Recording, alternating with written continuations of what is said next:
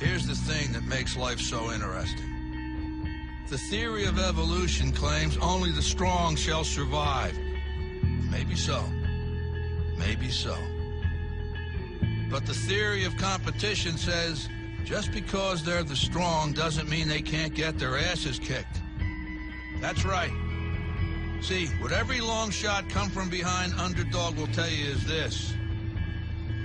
The other guy may in fact be the favorite. The odds may be stacked against you, fair enough. But what the odds don't know is this isn't a math test. This is a completely different kind of test.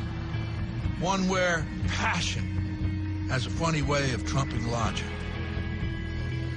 So before you step up to the starting line, before the whistle blows and the clock starts ticking, just remember, out here, the results don't always add up.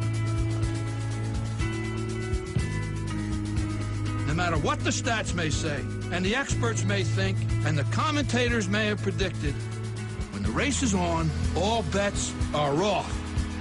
Don't be surprised if somebody decides to flip the script and take a pass on yelling uncle. And then suddenly, as the old saying goes, we got ourselves a game.